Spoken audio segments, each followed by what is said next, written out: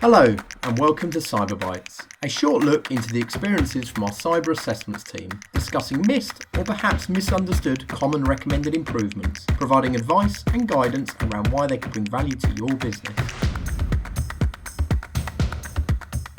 Hey everybody, welcome to Cyber Bytes. I'm Matt Helling. I'm Adam Luca. So today we're going to be talking to you about privileged access management. So Adam, as a start, what is it? So it's how do you manage access to privileged users or privileged systems? So at a really basic level, when you talk about privileged access management, most organizations are really talking about how do they manage administrative login. So how do we manage, how do we log into domain administrator accounts, maybe service accounts, or accounts that are maybe tied to networking equipment or other types of network devices.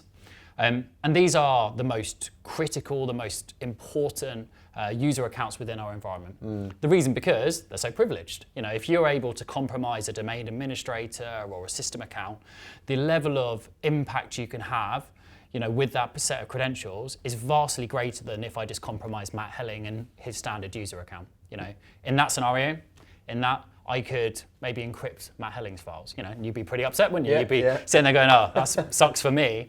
But if I was able to compromise the domain administrator, all of a sudden my ransomware attack goes from one person to the whole organization.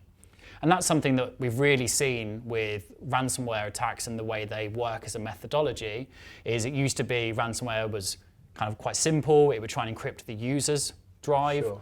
But what we're now seeing with these more active attacks is they're going to compromise the first point, and then they're going to try and escalate privileges to a privileged user so they can perform a double extortion or they can perform a site-wide encryption, which means they can leverage you more heavily. Yeah, it makes a lot of sense. Why do you think people are overlooking it as an area that they haven't quite covered yet?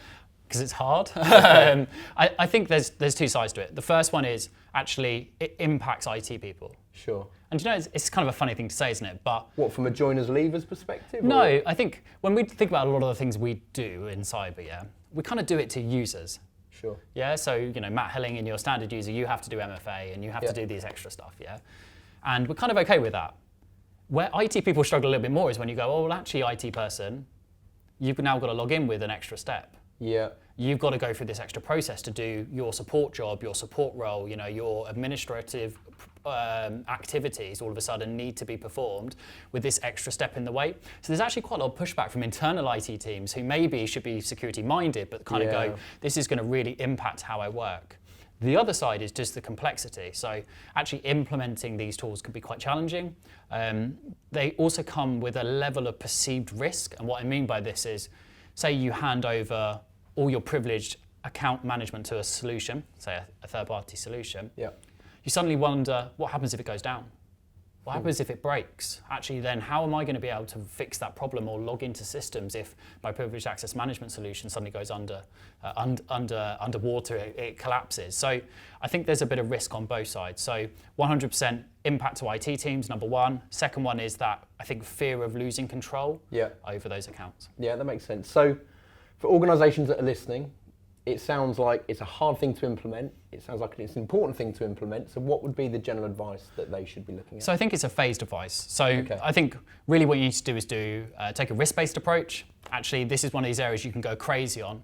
So you can kind of do everything under all your privileged accounts, and all of a sudden this thing becomes massive. It's a really big scope. It's very complicated. It's really scary.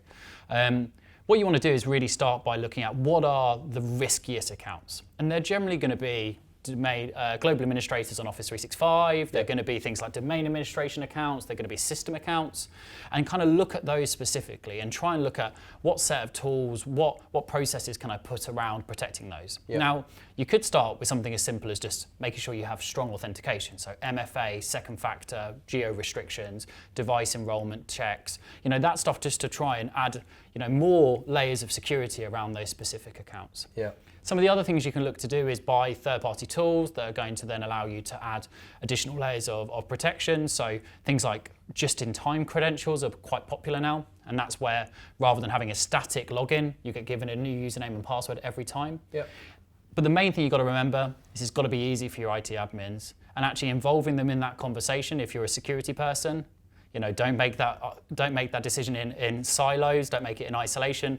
Do speak to your friends in IT and understand how you can make their life as easy as possible while also improving the security. Yeah, it makes sense. You're identifying the starting point, you're building a plan around it, and you build it over a period of time. Yeah, 100%. Makes a lot of sense. Great, thank you everybody.